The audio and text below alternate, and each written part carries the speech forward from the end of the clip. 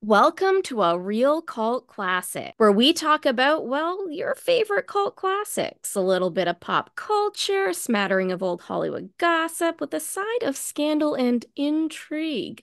I'm your esteemed cult leader, Megs, from the Cult of Megs on the old Ticker Talkers, and this is my friend Auntie Amy, our favorite cult elder, as she is a whopping 6 months older than me. And yes, we were both born prior to 1997. Amy, say hi to the cult. Oh, hi there. How are you? You didn't think I'd spend even more time sitting in a room talking to myself doing a podcast, did you? I'm an only child. I've spent enough time doing that. There is something you need to know about our friendship, and that it is built on our shared love of all things nostalgia. So I knew if I was going to do a podcast with anyone, it was going to be with Amy. But Amy, what I think the people really need to know is that you're the reason this cult exists in the first place. I am, and it is perhaps the proudest accomplishment in my life thus far. Now, I want to talk about this because our first experience talking about TikTok and me trying to convince you to start this channel was over the book A Little Life, right? The It book that was. you did not love as much as me. I mean, I think you appreciated it, but I had a great love affair with that book, and you maybe found it disturbing. Well, I had just quit my job because I was emotionally traumatized by it. And Right. my husband said, take some time. And I was like, well, I think this is the perfect time to read this 4,000 page novel that Amy has told me to read because she loved it so much. And I trust her deeply. And so I decided to take a crack at it, and I was horrified. It scarred me deeply, and Amy didn't understand why it scarred me deeply. So I took to the internet and I was like, Amy, what do you think about me doing a book talk? And I was like, I think that's amazing. First of all, I just knew once I started getting into TikTok, I should say, because I fall into TikTok before you, or were we You kind of did. into I it? was Okay. vehemently against it. Were you real? I don't I remember was. that. I don't remember you being vehemently against it, but I became obsessed with it during COVID. I think that's when I started consuming a lot of short form content, which probably wasn't very good for me at the time, but I just I just thought of you constantly, just your personality, who you are, your style, how funny you are, how engaging you are. And I just know how people respond to you in life and real life and how much you're loved and appreciated. And I went, oh my gosh, you have to start this. And you're just a voracious reader. So Book Talk felt like at the time the perfect avenue in for you on the TikTok channel. You found a totally different niche and dominated that niche. But yeah, that was like our first foray into this together of me trying to convince you was through that book. And I will say, I love how you mentioned the 4,000 pages because what I think is important to mention is that my book selections are always like the length of the Bible, and Megan does not appreciate books of that length all the time. So we're constantly laughing about the fact that I'm reading gigantic textbooks, and Megan is like, "What are you doing?" I do need a little bit of a palate cleanser every now and then. I do Yeah. like to pilfer the YA section to get something that's a bit easier on the old walnut.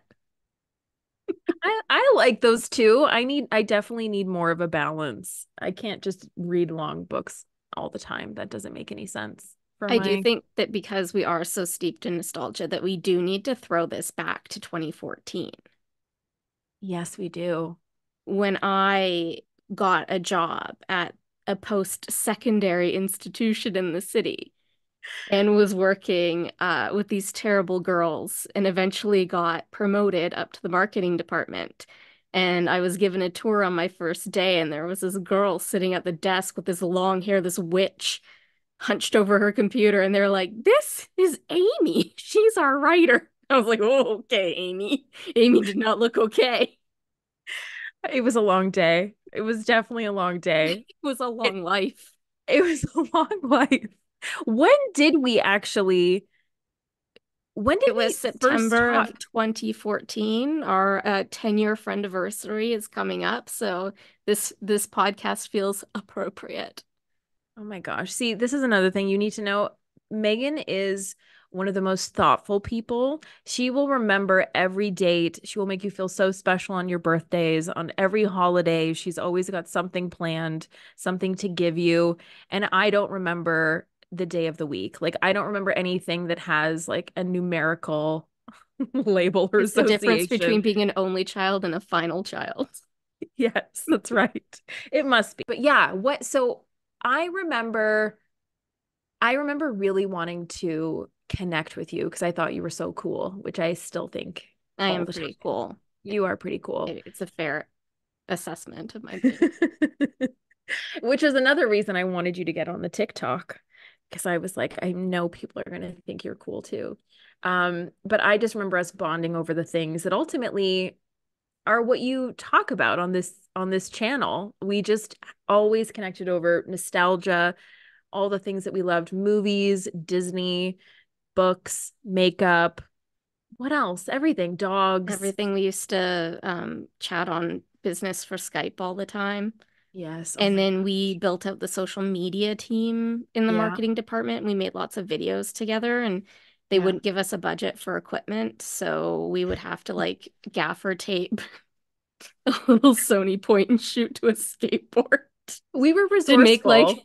a gimbal type situation, like a steady cam. And then I always had to be in the videos because Amy would refuse. And then she would give me shit for wearing my like scruffy Converse. She'd be like, couldn't you wear your newer Converse? You oh, Be like, they're because you art had so students. They want me to look like this. you always had so many shoes. I do have a lot of I was shoes. like, just show us the rest of your collection. Just trying to, bond with the film students over holy Converse. Yes, exactly. They related to you. You were always a draw. But I think, yeah, that was definitely, we were very resourceful and we made a lot of content together. And then we just became friends. We would walk home from work together and then we'd make detours to Sephora and the mall and go to the Disney store, which is no longer there at the Pacific Center. Mm-hmm. I It miss makes it. me sad. I think about you every time. And I think it's just like a lame legging shop now.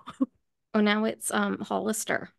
Oh, is it? Yeah, which is really weird. Seeing Hollister in a brightly lit space feels It is inappropriate. weird. That is really weird. I don't like that. I don't like that. I like the old Hollister because it looked like Disneyland. Because I'm so desperate to be in Disneyland Really? every minute Yeah. of my waking You're life. you're I seeing it find places everywhere. that remind me.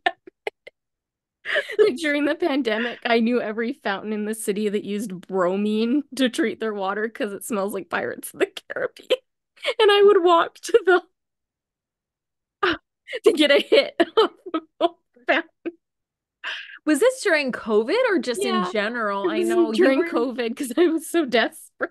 you had a Disney drought I did have a Disney trout, which is because funny you because whenever I wear a Disney t-shirt in a video that goes viral, people are like, Disneyland is horrible. Somebody really? said, you know that you can get those tattoos removed, right? And I was like, how about I just remove you instead? Are you joking? I am not joking. Why are people so I don't awful know. I'm like, and well, you're on a joyless? phone that has parts that were mined by children, so we could talk about that as well, if you Yeah, like. seriously. This is a slippery slope, friend. We can tally if you want, but oh my And my God. Disneyland shirt.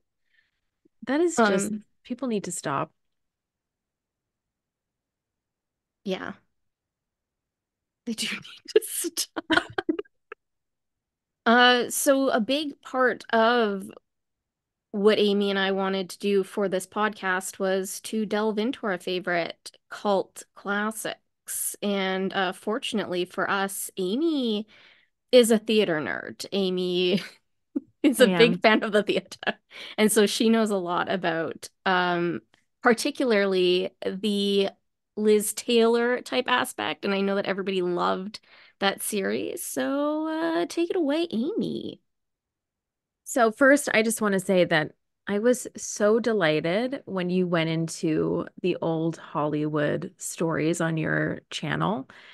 And I was even more delighted when you went into Liz Taylor. And then I was even more delighted when you went into the Liz Taylor, Richard Burton era, because I was obsessed when I was younger about them in particular during the filming of Who's Afraid of Virginia Woolf and just the stories surrounding that film.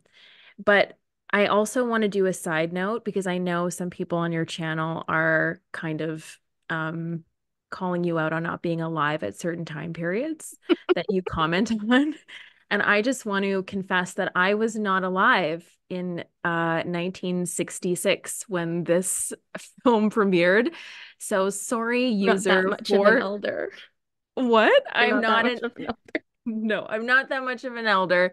And I just want to give over a formal apology to user 461-861-852561. I will just be regurgitating memories and drawing from things I've seen or read over the years. But one book that I read recently, I think it was just published in February or at the end of February of this year, is called Cocktails with George and Martha by Philip Gefter. And if you have any interest in what I'm about to talk about, I highly recommend you pick it up. Of course, we're going to get into Liz and Richard, but I thought to fully appreciate the whirlwind of that relationship and that time that we should probably talk about Who's Afraid of Virginia Woolf, the play, and Edward Albee, the playwright. And this is where my nerd card is going to be cashed in for the day. So the synopsis of the play. The play is about a dysfunctional and self-destructive marriage between a history professor, George, and his wife, Martha, witnessed over the course of one night following a faculty party. When a young couple, Nick, a biology lecturer, and his wife, Honey, come over for a nightcap, they are drawn into a long, malicious game of insults, humiliations, betrayals, and painful confrontations. The secrets of both couples are laid bare, and illusions are viciously exposed. Megan, have you read this play? I haven't. Have you seen it? I haven't. No. Okay, But Megan, you haven't watched Mean Girls. So that's true. Not in, I not, think we have a movie pizza night in our future where we watch Who's Afraid of Virginia Woolf and Mean Girls. okay, that's an intense night of movie watching, I have to say. We have to have snacks. Okay. So now this is not just, I just want to say, this is not just any play and this is not just any playwright. Who's Afraid of Virginia Woolf is a vital American drama that firmly cemented Albee as one of the great playwrights of his era. And he is certainly one of my favorite playwrights, and the play is certainly one of my favorite plays. So I want to talk about him and his life leading up to writing Virginia Woolf. So I want to give a bit of a biography, and I hope that's palatable for people. But here we It go. is for me, and I'm the one who has to sit here and listen to it. So It's true. And I did say all this to my husband, and he found it interesting. So, but he's also interested in the theater. Born on March 12th, 1928, in Washington, D.C., Edward Albee was adopted by a wealthy couple named Reed and Frances Albee and brought to New York to live in their beautiful mansion in Larchmont. So his father was heir to an empire of vaudeville theaters. So stars like Groucho Marx were amongst the Albee's many dinner guests over the years. Albee was given all the things that money can buy. We're talking private schools, a nanny, an athletic trainer who was also kind of bought to be his friend, horses, tennis lessons, you get it. And if that's not enough of a giveaway to how rich the Albees were, perhaps the fact that the family traveled in their own private railroad car to Albee's grandparents' house in Palm Beach next to the Kennedy compound will paint the picture. Yes, they I were want my own rich. train. I want my own train car, but really I would trade that in for a horse, but I digress. Alas, money couldn't buy love. His parents were cold and remote and spent very little time with Edward. His mother often threatened him with the old, if you don't behave or measure up, you can be sent back to the orphanage. Edward was later quoted as saying he never forgave her for that. And I mean, I don't blame him, and I'm sure you don't blame him either. Edward, in turn, was pathologically shy and would get himself thrown out of boarding schools over the years. So he said there was nothing more complex than my desire to be at home and my family's desire to have me away, which I thought was so sad. That's And so this is, sad. I know, and this is such Little orphan Eddie. I know. And he wrote about this a lot in his work and his plays over the years. I mean, this is a sentiment that you will find kind of buried in everything that he does. Edward did, however, have a good experience at Choate, a fancy prep school that satiated his parents' ambitions for Edward after a headmaster from a different school vouched for him. And this headmaster really saw through the relationship that Edward had with his mom. He empathized with Edward and he really saw his potential. So he, yeah, like I said, he vouched for him and he got into the school and he did really well here. And he was accepted to Trinity College by the end of his time at the school, which is amazing. But things went from good to bad again. And his mother was very angry about this, but he did avoid going to Trinity College. He didn't end up going. Instead, Edward and a friend decided to join the Army Reserve to avoid being drafted. But when the interviewer asked if he was a homosexual, he did not lie and he was rejected. So he ended up remaining at home. But the tension between him and his parents escalated, and he hated their reactionary Republican politics and prejudices. And when given an ultimatum to fall in line or get out, he packed his bags and left, which I think is good. Mm-hmm. Because this is what started his whole playwriting career. So he moved to Greenwich Village in New York in 1947 at 19. And he was drawn to the area because of its richness in literature, theater, art, and music. Now, it was the same neighborhood over the 50s and 60s that would produce the likes of James Baldwin, Jack Kerouac, Gore Vidal, Tennessee Williams, Miles Davis, and W.H. Auden, to name some. I mean, that's ridiculous. Mm-hmm. By 1952, he was sharing an apartment with his boyfriend, William Flanagan, a composer and part-time music critic who would also become a great mentor. But Albee struggled like any young aspiring writer. He tried to complete a novel and publish poetry while taking odd jobs. It was actually the Pulitzer Prize winning playwright Thornton Wilder, think Our Town, who read Albee's poems and suggested he write plays instead, which is sort of like it's a compliment and a bit of a you should give up on the other A thing. But it double-edged yeah, sword. double-edged thank you.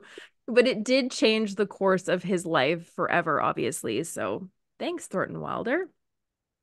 Now, Albee gained notoriety with his first play, The Zoo Story, which was completed 1 month shy of his 30th birthday. It premiered in Berlin with raves in many spots of Europe. And finally, in January of 1960, Richard Barr stepped up to produce the play on Broadway, which was a double bill with Samuel Beckett's Krapp's Last Tape at Provincetown Playhouse, which was directed by Alan Schneider. And those two, Alan and Edward, would become frequent collaborators. Albee was a huge fan of what he did with Zoo Story, and that relationship continued through the years. Now, Richard Barr also was a huge relationship for Albee. And I think this is really interesting because what a great first gig.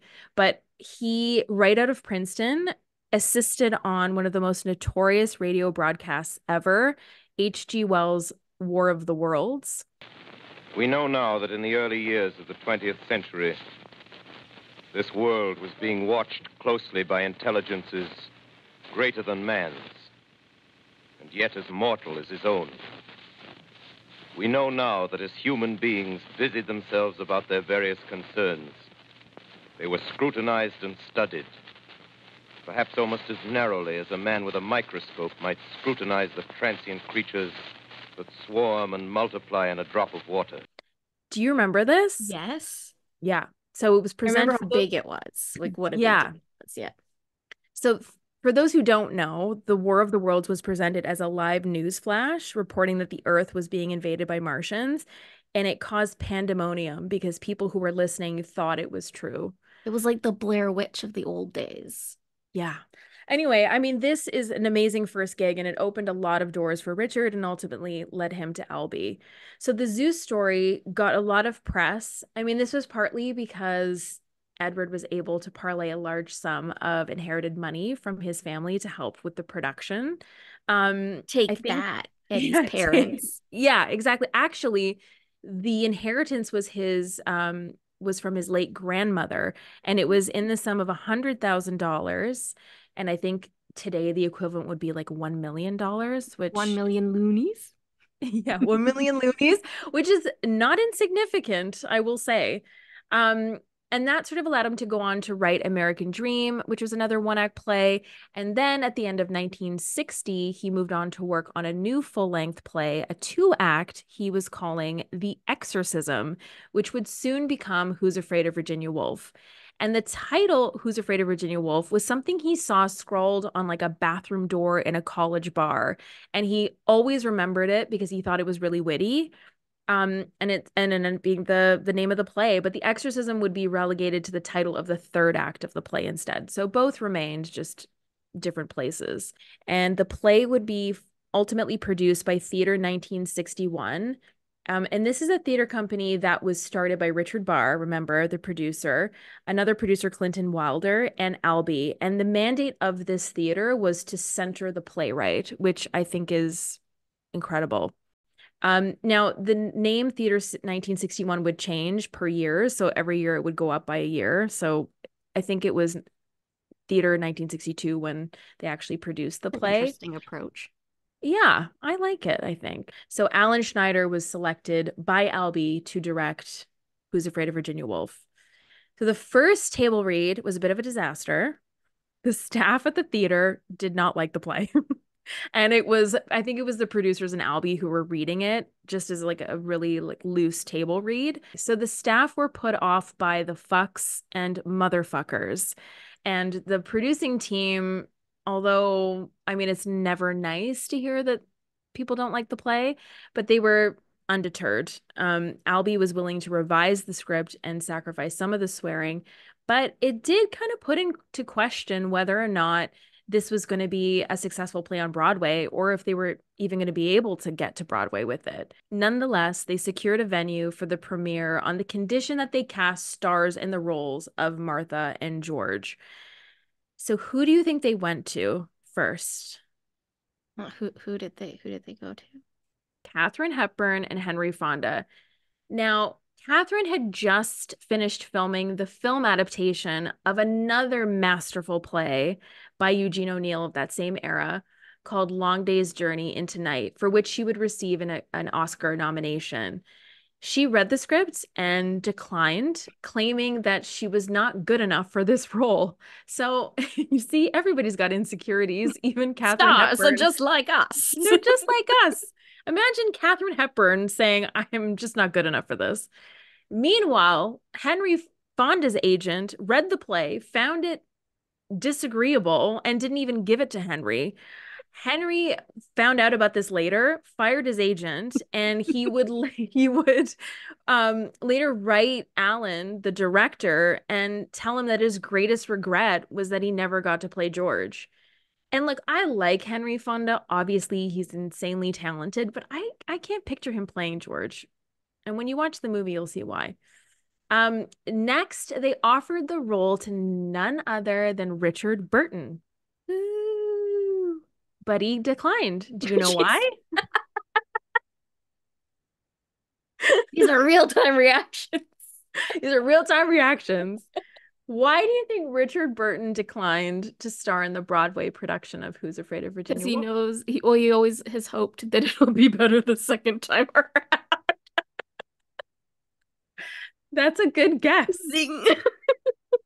But no, Megan, he declined because he was heading off to Rome to play Mark Antony in a little film called Cleopatra. Oh my God, it was an ill-fated trip. Yes. Isn't that so weird? That is really weird. Yeah, really, really weird. Anyway, next on their list for Martha was Uta Hagen, who, if you don't know, was one of the finest actresses of her generation. So she developed an acting technique that was built off of Stanislavski's system, which was the live a role rather than perform a role idea. Her teachings had a huge influence over a generation of actors.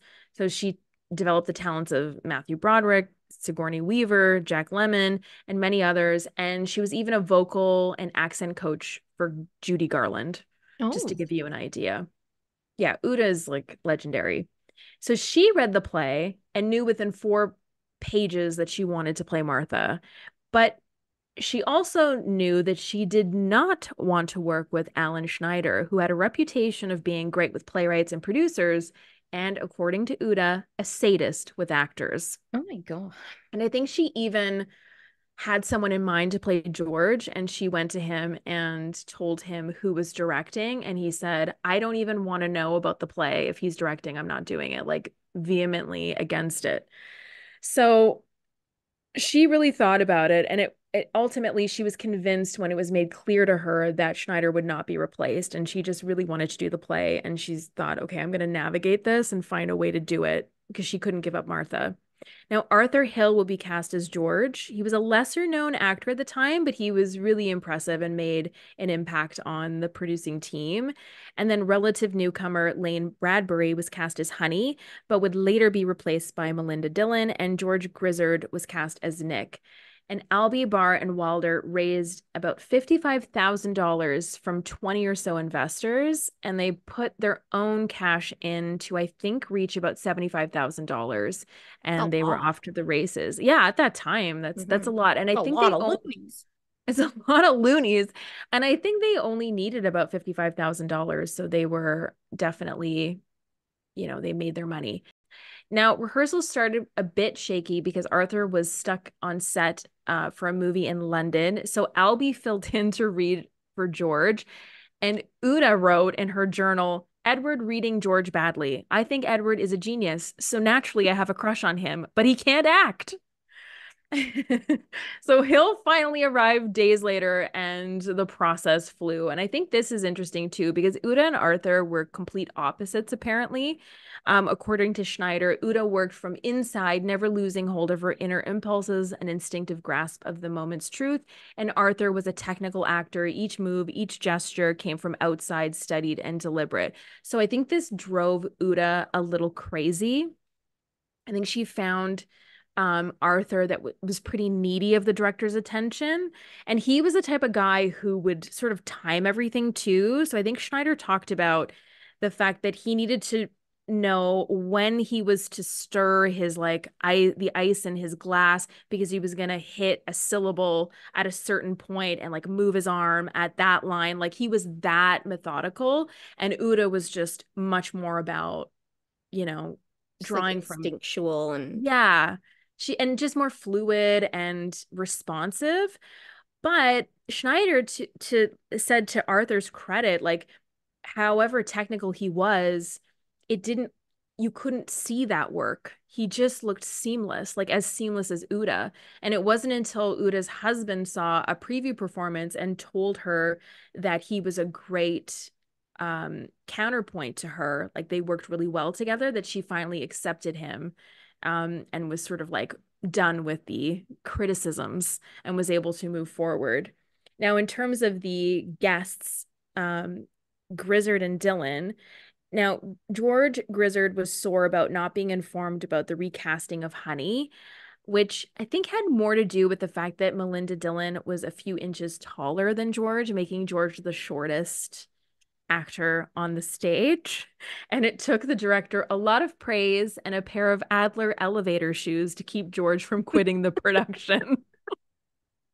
Oh, George. Who's Afraid of Virginia Woolf opened on Broadway at the Billy Rose Theater on October 13th, 1962, running over 3.5 hours long. Jesus H. Christ. For God's sake, Martha, it's 2 o'clock. Oh, George. Well, I'm sorry. What a cluck. What a cluck you are. It's late, late. What a dump. Hey, what's that from? What a dump. How would I know what? Oh, come on, what's it from? You know. Martha. What's it from, for Christ's sake? What's what from? I just told you. I just did it. What a dump. Every newspaper and magazine publisher, theater critic, and book critic were in the house, so the stakes were incredibly high.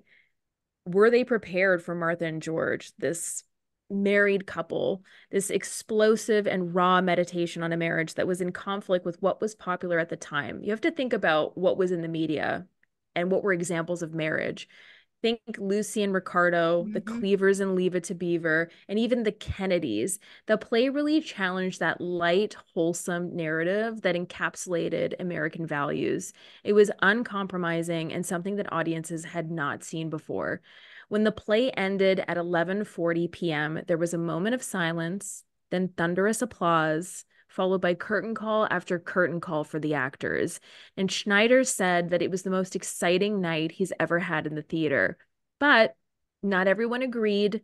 The Mirror said Edward Albee's Who's Afraid of Virginia Woolf is a sick play about sick people. The New York Daily News came out with a headline that read, "A play lies under the muck in Who's Afraid of Virginia Woolf." It described the play as 3.5 hours long, 4 characters wide, and a cesspool deep. Now remember, Cesspool deep. And I a want to be cesspool described as deep. that. I know. I'm like, it's actually pretty clever. That'd be a compliment. Yeah, it's clever and I'll take it. But remember this particular review, because that reviewer comes back in a second.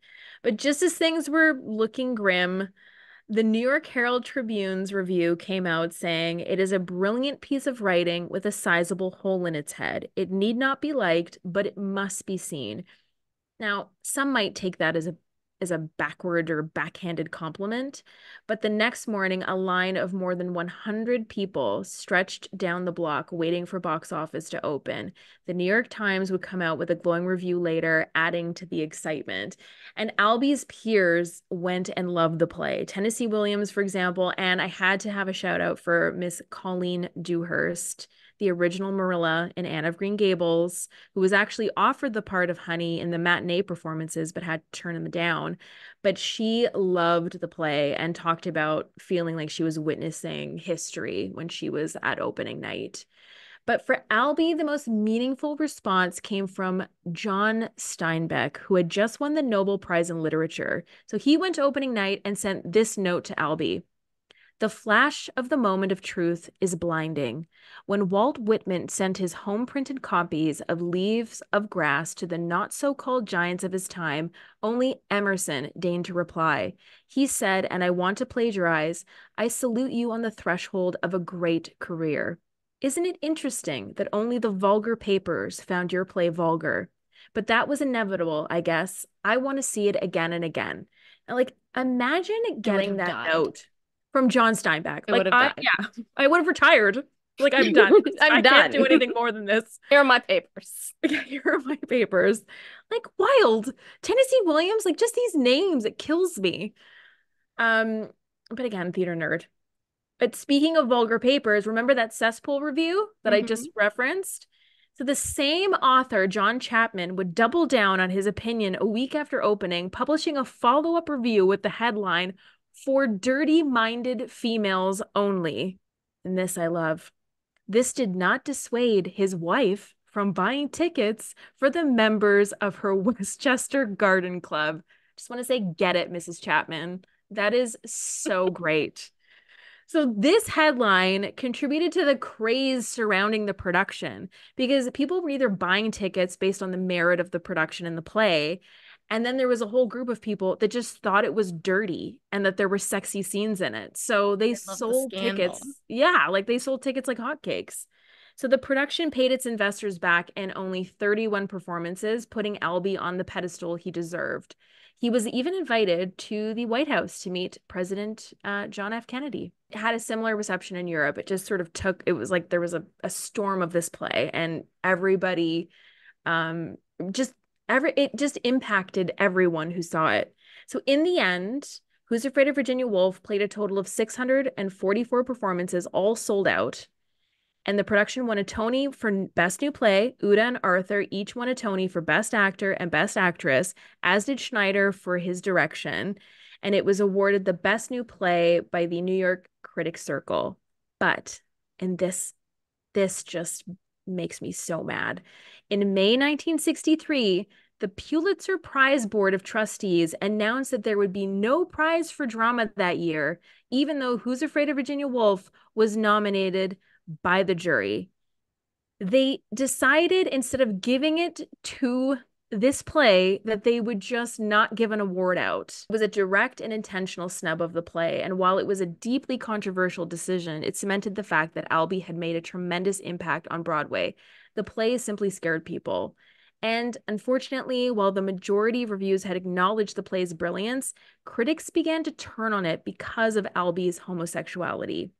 Now, Richard Schechner wrote in the Tulane Drama Review, this is a quote, "The American theater, our theater, is so hungry, so voracious, so corrupt, so morally blind, so perverse that Virginia Woolf is a success.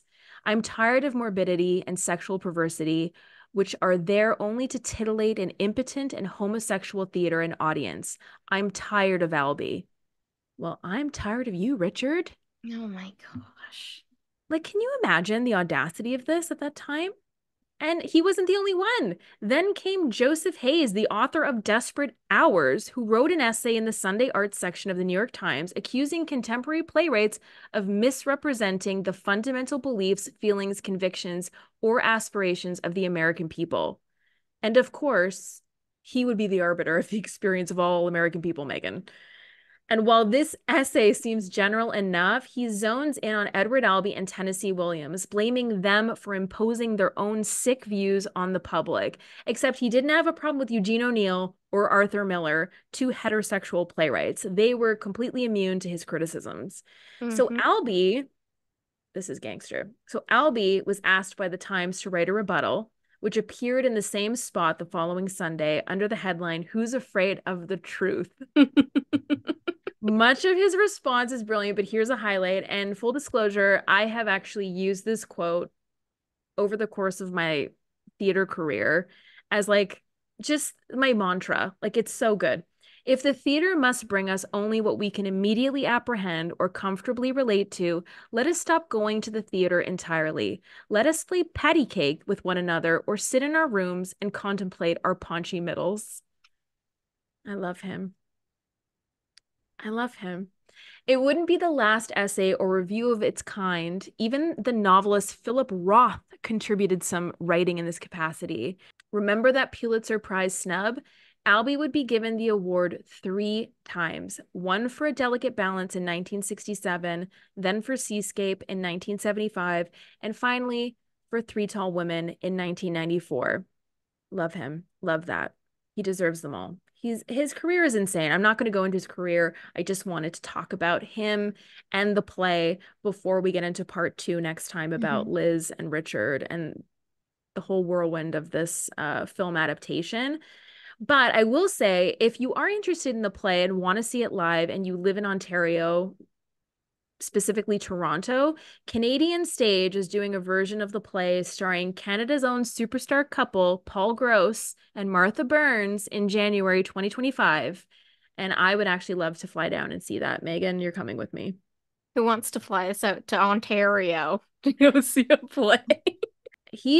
Those two are insane. Like, they are so incredible on stage. I've had the privilege of seeing them both in my life, and they are excellent. I would love to see them, like a real life married couple, doing this play. Canada's own. That would be good.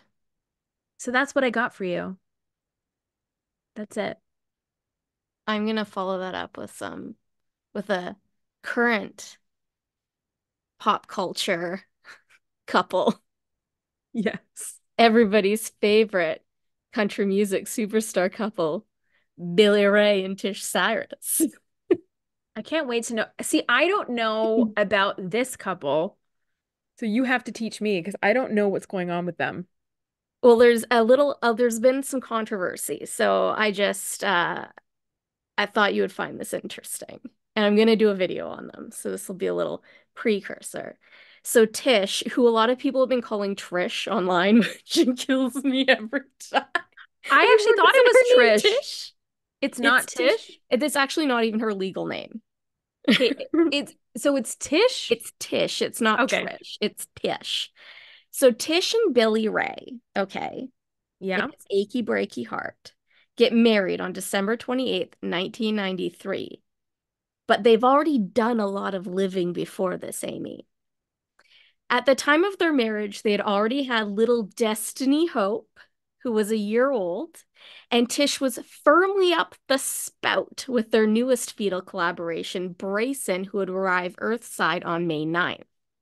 Now, little Destiny, who you may know as Miley Cyrus, Okay. was Thank you. born on November 23rd, 1992.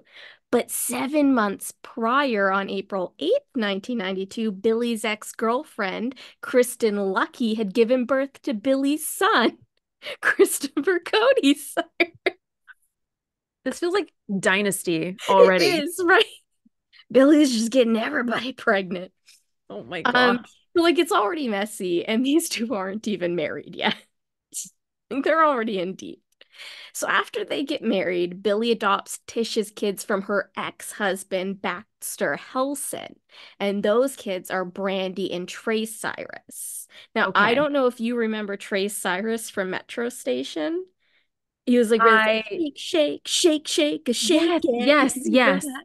That's Tish's from her first marriage. Okay, so not okay. This is where I need clarity about like the family tree. So So now, he's so not far, we have Brandy and Trace, who are from Tish's first marriage. We okay. have Christopher, who is from Billy Ray's first stallions. Yes. Then we have Destiny Hope, also known as Miley, and now we have Brayson. Okay. And Billy Ray is legally the parent of all of them, if not Okay. biologically. Okay. So Tish and Billy Ray would go on to have their third child, Noah, on January 8th, 2000, right at the cusp of the millennium. So Billy Ray and Miley go on to star in Hannah Montana in 2006, and it wraps up along with Tish and Billy's marriage, or Ooh. so we think. They end up getting back together only to file for divorce again in 2013. So these two are just I don't think they're made for this world, but It's they keep giving intense, it the old college try, but it's feeling like Liz and Richard, this sort of right? like push That and maybe pull. that's their destiny, but we hope it will get better Oh, and but with more kids. for kids. And it seemed like neither thought to tell their kids, or at least Miley, that they were getting divorced. Because Miley tweeted at her dad, since your text and email obviously aren't working, would you like to talk about this? Oh no. Like, can you imagine finding out about your parents' divorce via, like, I don't No. know, the internet? I was No. gonna say a certain Hilton that isn't Paris, but he is unworthy of being spoken of on this podcast. But Oh, then they right. go, the two, Billy and Tish the Trish Cyrus, they go to couples counseling and they're like, psych, back together and stronger than ever. And they seem to be solid, at least for another 9 years, until Tish files for divorce for the third and final time in April of 2022. So this is relatively recent, this divorce. And people were blown away because it seemed like Tish and Billy Ray. Do you remember that song, like, Are You Billy Ray? Who wants to know who? Oh, no, it's Jimmy Ray. Yeah. You remember the song? I kept thinking of that song when I was researching this. I kept hearing my, Are you Billy Ray? Who wants to know? Is it Billy Ray or Jimmy Ray? It's Jimmy Ray. Okay, well, that's Just okay. We saying. can sub it. We can sub it. It still works. It doesn't Okay. matter. It You still could works sub it perfect. in. It's going to Yeah, be Billy Ray from now on with the mullet. exactly. She notes in her petition that she hasn't lived with Billy Ray since February of 2020, though. So she got Oh, out there pre-pandemic. Maybe she needs okay. something. Billy Ray was first to kick up dust on social media with his life choices when he got engaged to singer Fire Rose. That is her name, one word, Fire Rose, who is 27 years younger than him. Oh no. Hmm. Am I age Hmm. gap shaming again? We wouldn't want that, would we? Anyway, And Fire Rose, her is name is she like is she part of a band or is she a solo singer? so she's an Australian solo singer. And what really weirded people out were that there were reports that Billy Ray had met Fire Rose on the set of Hannah Montana when she was a child, and I'm using air quotes, because she was Oh, actually 22. But people were making this huge deal. They're like, she was a literal child and all of this stuff. But she was 22 when they met on set. oh, He was what the heck? filming Hannah, 22 is right? not a child, It's not a folks. child, although people would like to pretend that, let's just keep infantilizing women. Although we know that the internet likes to pretend that 22-year-old women can't make informed decisions for themselves. There you go. That is wild. Like, Right? Oh, her frontal lobe wasn't built yet, but they weren't like romantic with each other. They had just met. He went to go take his dog out for a walk while he was filming Hannah Montana, and she just happened to be on set for an audition or something. And she's 34 because she's 3 years older than Miley, and he's 62. But I mean, yeah, she's old enough. She knows, she's old enough. Yeah. right? I mean, but she is, yeah. She's only 3 years older than her new stepdaughter, Miley. But Tish, on the other hand, Tish went public with her new oily beau hunk, actor Dominic Purcell, that same year, like right after Billy Ray went public with Fire Rose. Right. So the assumption being, Yeah, I mean, they've been living separately since 2020, but like, I think nobody really knew that. So they just thought that like these things had happened really quickly, but they hadn't. and And so Dominic Purcell is like, what was that show? he was in Prison Break. Okay, that's it. Yeah. Okay. I'm just trying to picture. I see you've teach me so much. I don't know any of this. So Tish and Dominic wed in Malibu in August of 2023 with Miley, Trace, and Brandy by her side, but Noah and Brayson were noticeably absent Okay. from their Miley wasn't mother's there? wedding. Hmm? Miley wasn't there? Miley was there. Miley, Okay. Trace, and Brandy were there, but Okay, Noah and okay. Brayson, the two youngest kids, weren't there. And Interesting. then Billy Ray and Fire Rose, they get hitched that October, only a few months later. But it doesn't appear that Miley attended her father's wedding. Oh. And they don't really have any pictures of the kids at the wedding. It's like just them in their wedding garb at this wedding, and they don't really talk about the kids or anything. But sources had said prior to them getting married that Miley had said that she wasn't thrilled with her dad's choice and wasn't looking to have a relationship with her impending stepmother. Oh, wow. Which, like, it would be weird to have a stepmom who's 3 years older than you. But if she was present during like Hannah Montana, maybe there was something that happened or she knows something or they didn't get along. Right? There is something, it feels like there's something weird going on there. And she also, like, I don't think was very stoked about her dad and the way he dealt with their marriage and everything either. Right. Um, and then obviously there were rumblings of tension between Billy and Miley, which only intensified after this year's Grammys. So in 2024, when Miley didn't thank her dad in her acceptance speech for Record of the Year and concluded with, "I don't think I forgot anyone." And everyone was like, oh, yeah, Ooh. awkward. So Tish had Yeah. also said that she had stuck around too long in her marriage because Noah was really young and she had regretted doing that. Like she wished she hadn't stuck around just to give Noah this semblance of like a happy family, which I guess they weren't. Mm. Um, and interestingly enough, she had always said that Dominic would have been her hall pass. So we'll just leave that card out on the table. Wait, where was that recorded? Like, when did she say that? Like after like in a podcast after they got married, she Oh, had okay, said that okay, okay. Dominic had been her like hall pass. That we need to talk about the idea of hall passes too at some point. I find them kind of So bizarre. weird. They're so weird. So this is when so if all of this already seems a bit murky, um here's the thing about Noah. She was allegedly dating Dominic for about 8 or 9 months before Tish came sniffing around, and Dominic is 30 years older than Noah. Oh no. Sources claim that she was not his ex when her mother started pursuing little Dom Dom. and that What? Tish like knew.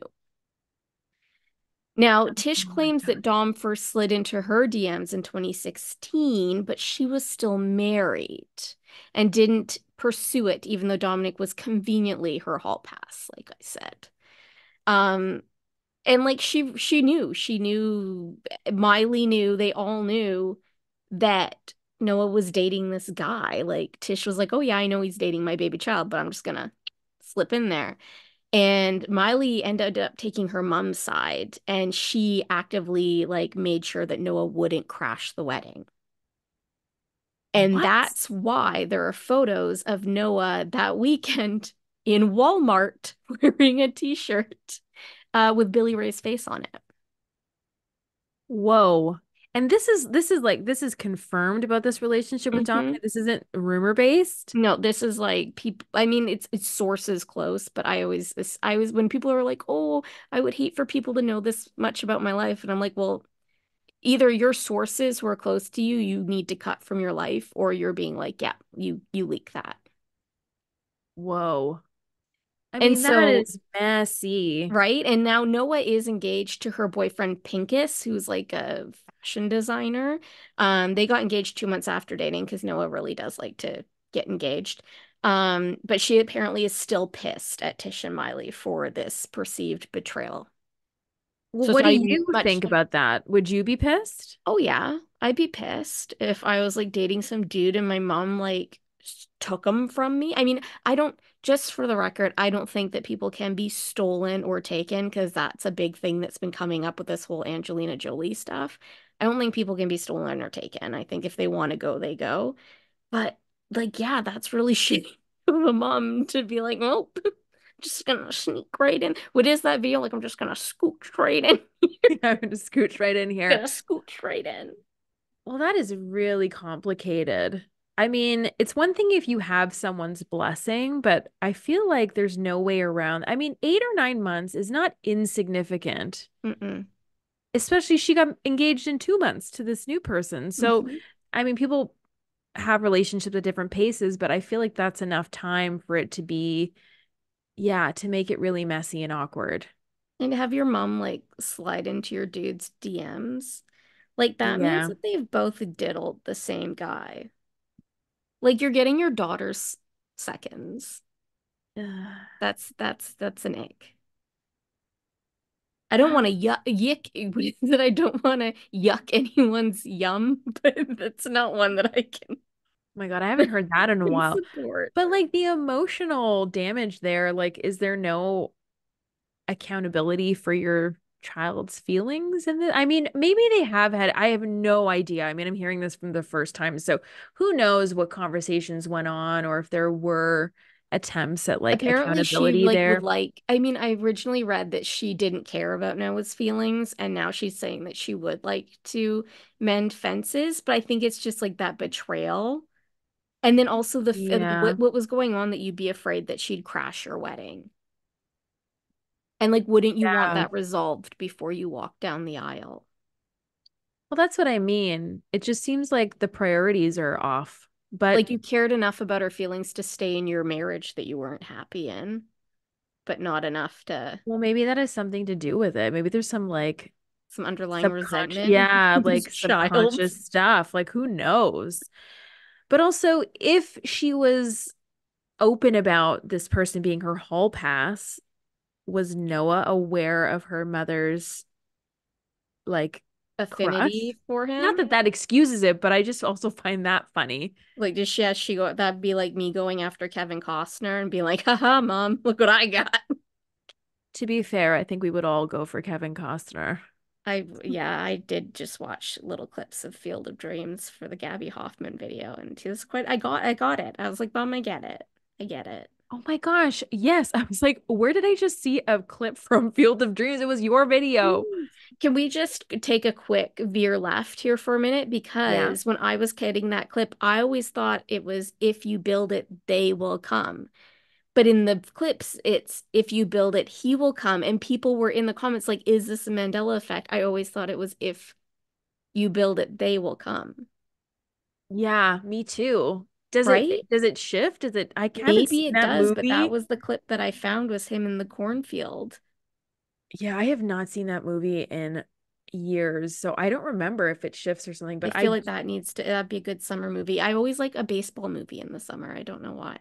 I am not a sports anything, but I love sports movies. I don't know what Right? it is. Like Like Friday Night Lights is my a league favorite of our show. own, their Yes. own, league of our own, League of Their Own, league of their own. I think. Like we are Yeah. the members of the Um, oh All-American. yeah. Oh, Team. So that's a good. core memory from my childhood. I We have to got say. Canadians. That was Yes. my favorite part.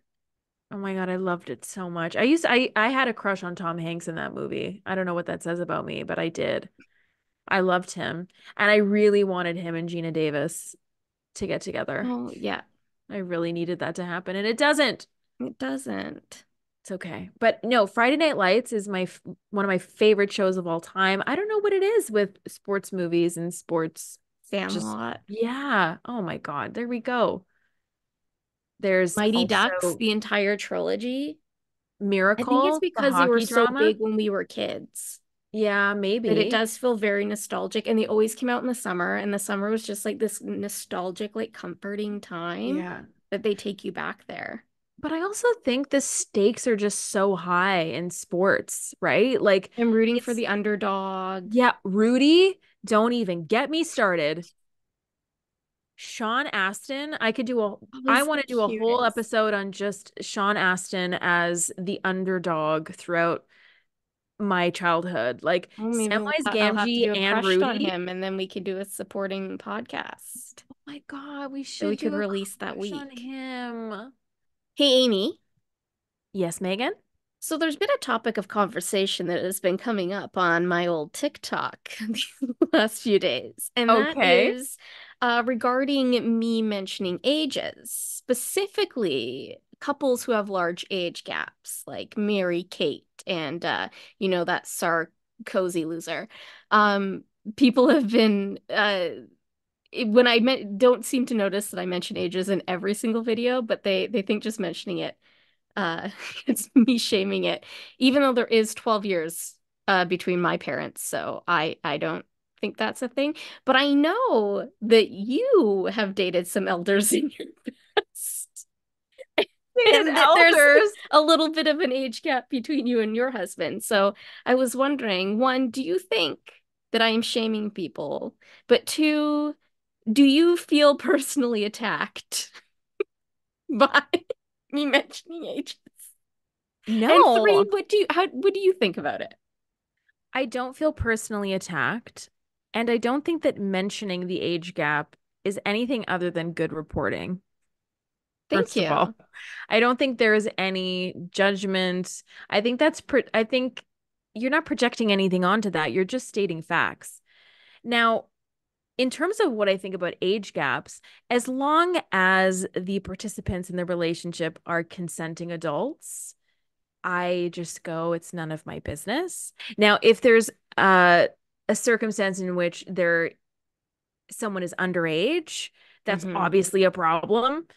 I do think that there's less space for relationships in which the woman is older and the man is younger. Um, People just have a really hard time just because we don't see it, where it's not accepted. So I find those relationships interesting to see how people react to those versus the other dynamic of men being older and women being younger. And I will say I'm probably not the best person to talk to about this because, like you said, I don't know, I've always had crushes on older men. So the first experience I had, sort of knowing that that was a part of me or like something that I was drawn towards, was my friends and I went to see Free Willy as part of like a birthday party. And all of my friends were simping over Jason James Richter. And as soon as Michael Madsen came in as the stepdad, I was like, who is that adult gentleman with authority? And I'll take two. Like I was just obsessed with Michael Madsen. And but I felt embarrassed saying like, ooh, the stepdad. And everyone just loved the kid in the movie. So I've always had this thing. I mean, it's definitely not the same anymore. I grew out of it, but yeah, my husband's 5 years older, but is that really an age gap?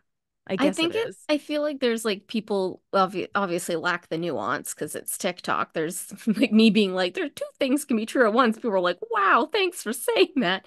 But like, I Yeah. feel like it's also like a power dynamic that like some men do date younger because they want to feel in control.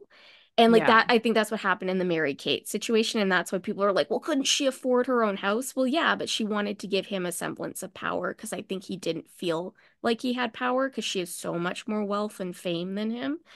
So she was Yeah. like, well, you take care of the houses. And then, of course, he exploited it and screwed her over anyway. But like, that's what I tried to say to people. I'm like, if you're in a loving, respectful relationship, regardless of your age gap, that's the ideal. But if you have anybody Yes. who's trying to pull a power move, and sometimes, like, I dated a guy who was 6 years older than me, and he would constantly be like, oh, you don't understand because you're young. Like, he picked me to Right. infantilize me and to invalidate me. And the more I was like, no, that's not the way it is, the angrier he got. Yeah. So, like, people just, and I think that people maybe who are in those dynamics feel the need to defend them all the time. Yeah. Because I And think that's they, where it comes yeah. in. Because, like, I honestly don't care if your great aunt has been married to a man who's 20 years older than her for 15 years and they're happy. Like, great, you're not who we're talking about. No, you're not. And we do have to acknowledge power dynamics because that's also something at play, even if people are, consenting age. Power dynamics can skew It could be a age, it lot. could be money, it could be like Well, assets, like it could be anything, even li more life experience, more life lived.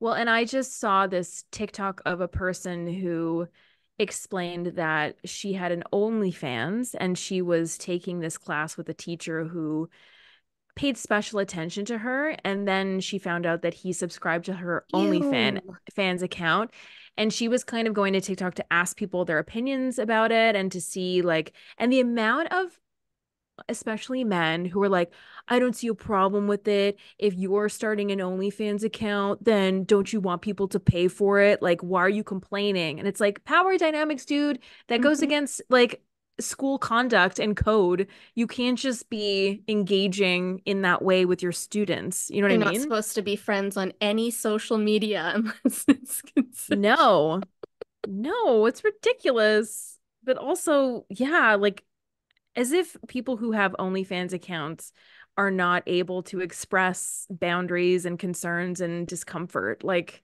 they Oh, can people just also, think that if you're on the internet, then you're putting yourself out there for anybody's unfettered consumption. Like yeah, it's the way that madness. people get uncomfortable with boundaries is nuts. Yeah, no, I'm not here for that. But, in summation, I think if it's healthy, if it's consensual, um, and power dynamics are not skewed, I'm all for it. Find the love of your life. Like live YOLO. I don't know if that's Right? still something people say, but What go we'll for say it. it. C'est la vie. See, I can speak French, Netta Porter. Hey, Leffy. That was great. Hey, Megan, Mm-hmm. do you ever hear an expression like one you've heard a million times before and never had any issues with or thought of differently than just how it's been said? And then one day you hear it and you realize that it's completely outlandish and you can't, like, you don't stand for it anymore. Like, for example, I was walking my dog and I overheard this man say, I'm going to grab a bite to eat. And I just thought it was the most insane thing somebody could say in that moment, which is so dumb. But I was just like, you are not grabbing a bite. You are sitting down to a meal or you are going to eat a meal. Like it just sounded so weird to me. And I'm just thinking about expressions. And if I wondered if there was anything that you, like a common expression that you've heard or Or that, like an idiom or yeah, like, yeah, I don't know. idiom expression. Now I can't think of any. I know, What is a sorry. common expression? Oh, like a oh, like a break a leg. Like, Yeah. why did we ever tell anybody to break a leg? And why is it only in the theater that we don't say it? No, we tell them to Yeah. break a leg. We don't wish them good luck, Yes, that's right. right? We tell you to break a leg. Hold your horses. Some of them I'm just like, whatever, I don't think about it. And I know that a bite to eat, you're just referencing a small amount of food, but I'm just thinking about it literally. And then it just, for some reason, it bothered me so much when this man was saying it because I'm like, you're a liar. You are not doing that. I see you, sir. You are not going to have one singular bite. No. And then I just pictured him at a restaurant grabbing something and taking a small bite and then just bouncing. I'm like, that is so weird. Did you ever watch Mythbusters? I did. I don't Did you remember. ever, there was one episode where they actually like did like idioms, like they did like shooting fish in a barrel. Oh my And they're God. like, where See, does that come from? And can you shoot a fish in a barrel? And it's this actually is quite difficult. this is the deep dive I need. Maybe I need to watch You need to Mythbusters to find the help old me out. Mythbusters to figure out where these idioms come from. Yeah, I would love that. Going down in flames, that one's a little bit too on the nose. Yeah. And then straight from the horse's mouth. Yeah, horses can't. Oh, Mr. Ed. Is that where it comes I from don't though? know. No. I'm just gonna What? mix them up. People like to say that I'm a liar and that my research is bad anyways. Yeah, which I Before like. we wrap it up, I want to go back to the lore Yeah, because I just want to mention the fact that when we first met and started becoming friends, that I had like I had a lot of female friends like that I had grown up with that I went to like elementary school with and high school with all the way through university, and those friendships were like growing and changing, and the one thing that was constant in them was jealousy. Like a lot of jealousy, a lot of competition, could never be happy for anybody, like kind of a thing. And then I met you. And I remember talking to you about writing because you always encouraged my writing. For anybody that doesn't know, because I haven't told you, Amy encouraged me to self-publish my first novel in 2018, which I did because I always listen to Amy and because she is our cult elder. And you told, and I was worried because it's, especially in today's world, there's just, especially with self-publishing and like putting yourself out there, it feels so oversaturated. And you were like, well, Megan, there's space for everybody. Like, you don't have to dim your light for others to shine. And you were the first female friend who ever said that to me, who made me feel like there was space for both of us because I've always greatly respected your work. And I always felt like if like Amy's just so good at what she does, like how could I ever be in the same space as Amy? And you were like, dude, no. Like we can shine together. Like the room will be brighter. that is like so nice. And it also makes me sad that you didn't have that before. But I will say it's infuriating that you can self-publish because your writing comes edited. Like you can do that. I can't at all. My stuff is messy. Megan's is so like publish ready, and she's one of my favorite writers. And I feel like the cult subscribers should definitely bug Megan to share her writing as well, because that's a whole other side of Megan that needs to be explored by you because she's the best. If you Well, love Megan, you will love her writing. maybe now that the cult is almost 200,000 members strong, I will release one of the books I've been sitting on. That is so that's a great Right? idea. I should. Okay. Take that away from I stuttered because I got so excited. But you definitely should. And yes, I will gladly be in the trenches with you in any capacity. I think you're brilliant and I love you. So I it's love an you too, easy, Shamey. oh, Megan. It's just gonna Wow. be our podcast. I know. It's just us. Just Well, fangirling over each other. Anyway, we hope you like this one. have a great day. And may the cult Be with you.